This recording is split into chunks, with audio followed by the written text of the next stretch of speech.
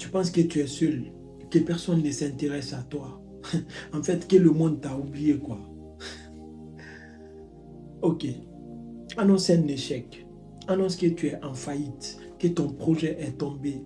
En tout cas, annonce que tu as un problème. Puis attends 24 heures et observe les appels, les messages qui vont arriver de nulle part, les encouragements qui vont affûter de partout.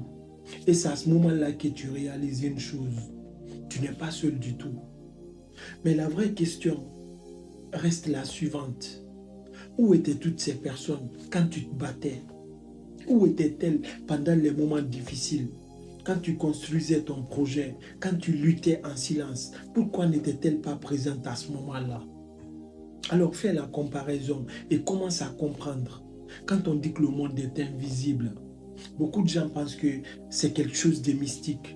Pourtant, l'invisible, c'est tout ce que l'on n'entend pas, ce que l'on ne voit pas, mais qui agit autour de nous. Et dans la vie, ce qui influence le plus notre destin se trouve justement dans cet invisible-là. Alors comprends qu'il y a des regards portés sur toi en silence. Beaucoup de gens te suivent sur les réseaux sociaux sans jamais se manifester. Parmi ces gens, il y a tes connaissances, tes amis, certains membres de ta famille et surtout tes ex.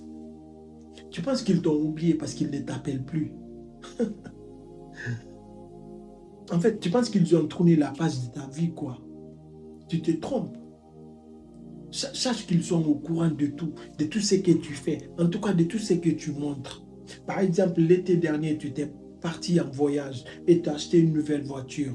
Ils sont au courant. Et si jamais tu parles avec une de ces personnes et que tu dis, ouais, tu étais parti en vacances, maintenant tu as une voiture, elle va dire, ah ouais, il y a ça dans ta vie, je ne savais pas.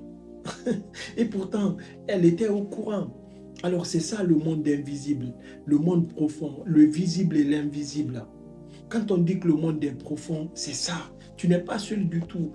Il y a toujours des personnes qui suivent ta vie, de ce que tu fais. Mais pourquoi ils ne réagissent pas à ton évolution? Pourquoi ils ne t'encouragent pas sur tes projets? Parce que ça les fait mal. Parce que leur souhait, c'est de te voir tomber. C'est pourquoi quand tu tombes, ils sont là à t'encourager, à te dire, on est ensemble, prends courage, ça va aller. C'est ce qui les fait mal. Parce qu'au fond d'eux, ils sont animés de mauvaise foi, de la méchanceté. Voilà pourquoi ils peuvent te sourire en face. Mais derrière, ils cherchent ta vie, ce que tu fais. Mais ce qui est bien, c'est quand tu joues sur leur psychologie. Parce que ce que tu montres sur les réseaux sociaux ne résume pas du tout ta vraie vie. Mais pour eux, c'est ta vie. Toute ta vie se résume à ça. C'est pourquoi tout ce que tu fais, sur les réseaux sociaux, tout ce que tu montres, voilà, ils mesurent ça à ta vie.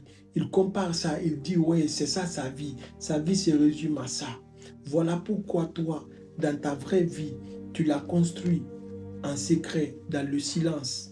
Parce que plus tu progresses dans ta vie, dans ta vraie vie, et plus leur maladie devient incurable.